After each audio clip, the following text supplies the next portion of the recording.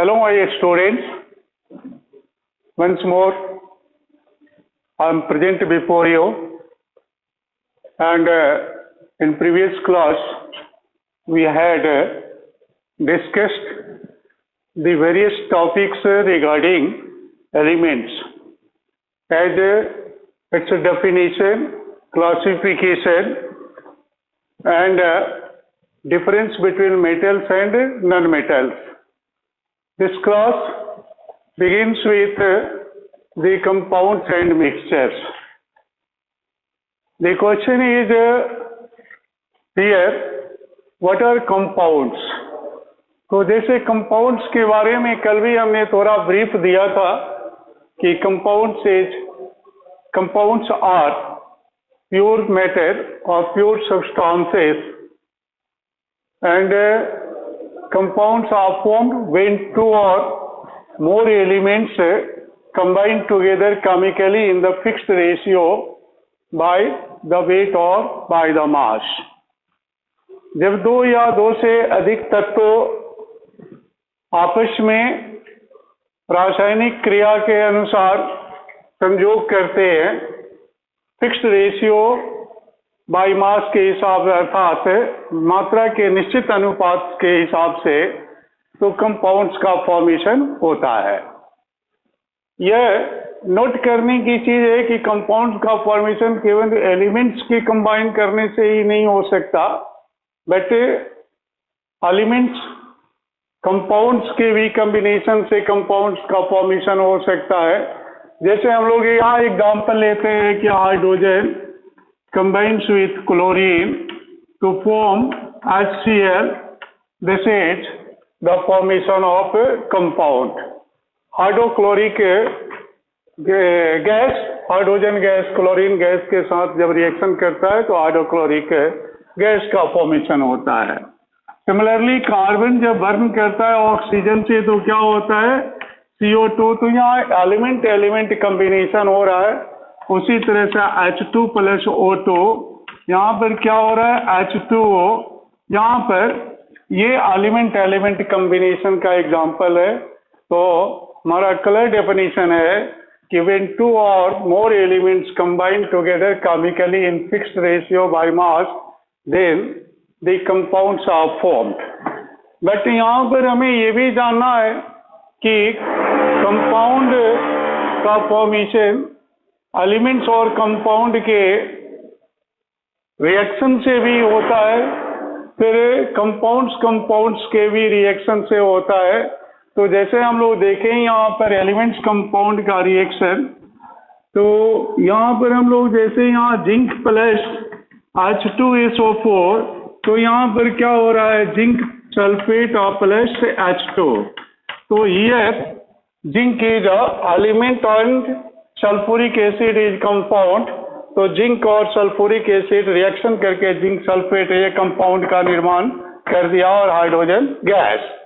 उसी तरह से अगर कंपाउंड की बात हम लोग करें तो कंपाउंड और कंपाउंड के फॉर्मेशन से भी कंपाउंड और कंपाउंड के रिएक्शन से भी कंपाउंड का फॉर्मेशन होता है। तो यहाँ पर CaO this is quicklime और H2O के साथ रिएक्शन कराते हैं तो calcium hydroxide that is slaked lime का फॉर्मेशन या लाइम वाटर का फॉर्मेशन होता है।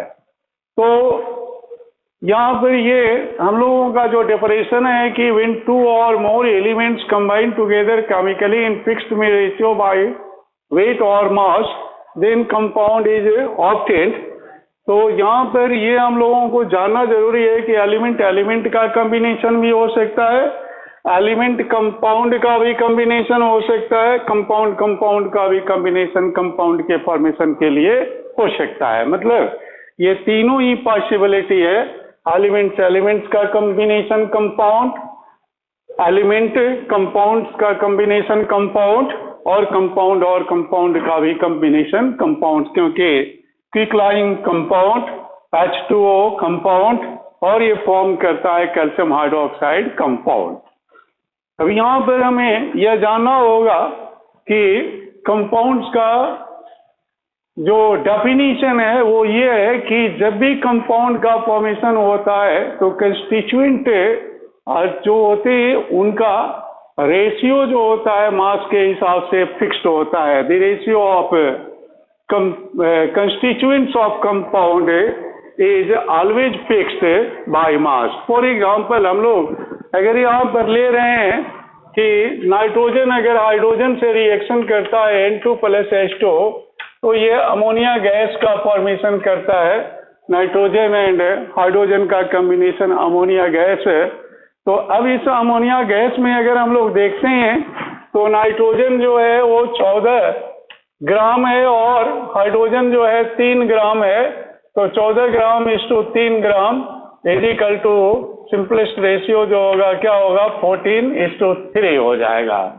तो यहाँ पे चाहे किसी भी सोर्स से अमोनिया को ले, लेबोरेटरी से बनाए अमोनिया को, या हम लोग एयर से अमोनिया गैस को आइसोलेट करें, तो जब भी ये अमोनिया में नाइट्रोजन और हाइड्रोजन का जो मास का रेशियो होगा वो 14.3।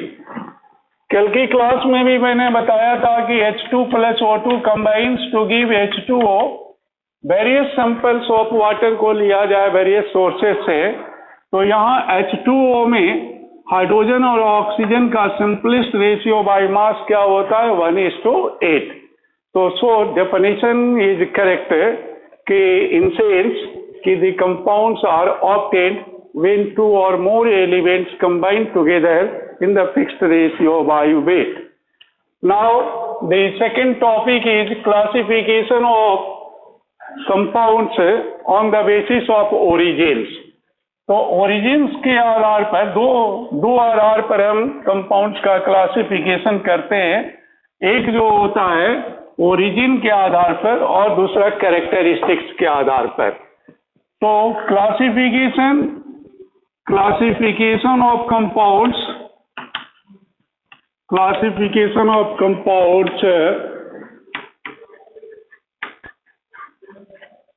on the basis of origin।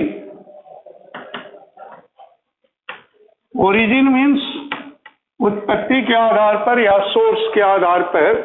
तो इस तरह से हम लोग दो भागों में क्लासीफाई करते हैं। एक जो होता है ये ऑर्गेनिक कंपाउंड्स होता है और दूसरा जो होता है इनऑर्गेनिक कंपाउंड्स है। Organic compounds and inorganic compounds.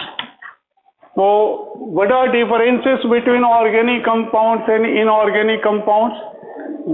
As the term organic represents organism, organic represents organism। The compounds obtained from organism are known as organic compounds। These compounds are also known as carbonic compounds। It is so because carbon is essential present in organic compounds and so it is also known as the carbonic compounds। Organic compounds organism के कारण इसका source जो है organism है that is plants and animals. Organism का मतलब क्या होता है? Plants and animals. तो the compounds that are obtained from the plants and animals that is flora and fauna are known as organic compounds and as carbon is essentially present in this compounds so organic compounds are also named as a carbonic compound। किसी भी organic compounds में carbon essentially present होता है इसलिए हम लोग कार्बनिक compounds भी कहते हैं। और इनऑर्गेनिक कंपाउंड्स के सोर्स जो होते हैं वो मिनरल्स होते हैं। मिनरल्स इनके सोर्स होते हैं। तो जैसे ऑर्गेनिक कंपाउंड्स का अगर हम लोग एग्जांपल यहाँ ले लें तो ये क्या होता है? Methane. This compound is methane. Organic compound या कार्बनिक कंपाउंड क्योंकि कार्बन यहाँ पर प्रेजेंट है। नेक्स्ट एग्जांपल हम लोग लें C2H5OH। इसको हम लोग अल्कोहल कहते हैं और इसको हम लोग मीथेन कहते हैं। फिर ये हम लोगों का मीथेन, तो ये मीथेन है और ये अल्कोहल है। फिर हम लोग C6H12O6 ये हम लोगों का ग्लूकोज होता है या फ्रुक्टोज भी कह सकते हैं, क्योंकि ग्लूकोज और फ्रुक्टोज का मॉलिक्यूलर फॉर्मूला 6,6H12O6 है। उसके स्ट्रक्चर भिन्न होते हैं, इसलिए हम लोग ग्लूकोज और फ्रुक्टोज नाम देते हैं, बट मॉलिक्यूलर फॉर्मूला जो है, जो ग्लूकोज का होता है, वही मॉलिक्यूलर फॉर्मूला फ्रुक्टोज का भी होता है। उसी तरह से C12H22O11, दिस इज शुगर। तो ये सब हम लोग यहाँ पर और भी हम लोग ले सकते हैं। ये इथानोइक एसिड, जिसे हम लोग एसिटिक एसिड भी कहते हैं, these all are the organic compounds because their sources are the organism। मतलब ये नेचुरल गैस का इम्पोर्टेंट कंपोनेंट्स है, अल्कोहल, फिर से ये ग्लूकोज, शुगर और इथानोइक एसिड या acetic acid, these all are the examples of the carbon compounds या कार्बोनिक कंपाउंड्स। एंड इसलिए इसको हम लोग ऑर्गेनिक कंपाउंड्स कहते हैं कि इनके मूल सोर्स जो है, इनकी उत्पत्ति जो होती है ऑर्गेनिज्म से होती है, दैट इज प्लांट्स और एनिमल से। इसलिए हम लोग इसको क्या कहते हैं, ऑर्गेनिक कंपाउंड्स या कार्बोनिक कंपाउंड। जैसे ACH4, दैट इज बायोमास जब डिकम्पोज करता है तो मीथेन गैस। इथेनॉल जो है वो क्या होता है, हम लोग बीवरेज के रूप में यूज करते हैं और इसका फर्मेंटेशन करते हैं मोलास्ट का, तो ये इथेनॉल बनता है। ये ग्लूकोज आप समझ रहे हैं कि जब शुगर को डिकम्पोज किया जाता है तो ये ग्लूकोज बनता है। उसी तरह से शुगर केन से प्राप्त होता है इथानोइक एसिड, जिसे हम लोग सिरका भी कहते हैं, ये भी प्लांट से सोर्स से आता है। इनऑर्गेनिक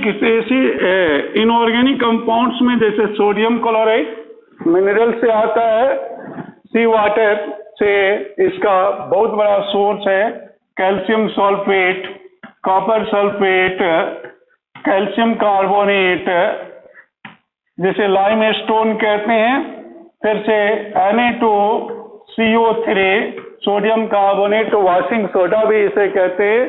तो these are the inorganic compounds।